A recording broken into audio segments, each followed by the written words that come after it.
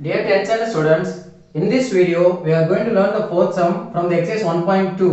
The question is represent each of the given relations by an arrow diagram, a graph and a set in roster form wherever possible.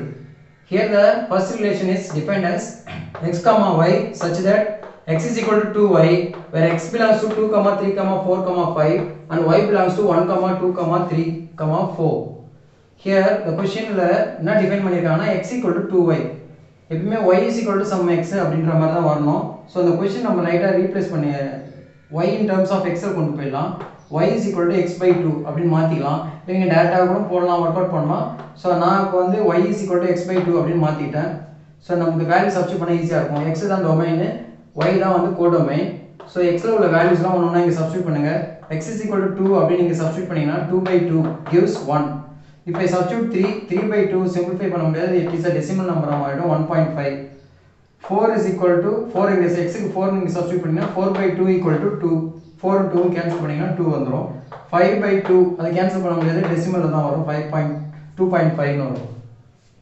So now இதில் பார்த்தீங்கன்னா இந்த term does not belongs to y. இந்த டேர்மும் yல இல்லை. So இது ரெண்டும் நமக்கு வராது. yல 1 2 3 4 தான் இருக்குது. ஸோ அந்த 1 2 மட்டும்தான் ஆன்சரில் வரும். So இதை ஃபர்ஸ்ட் நம்ம arrow diagram எழுதணும்னா first I am going to write the x in the செட்லேயும் y இந்த ஒரு செட்லேயும் எழுதிட்டு arrow diagram மார்க் பண்ண போகிறோம். x க்கு 2 னா y உடைய வேல்யூ 1.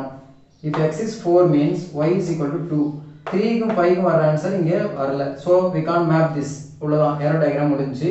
then 2 1 2 1 2 க்கும் 1 இங்கே 2 1 this is the point. so just அதை மார்க் பண்ணாலே போதும்.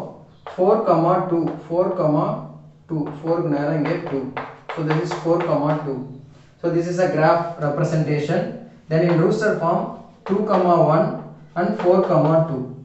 so this is the rooster form. That's all. Thank you.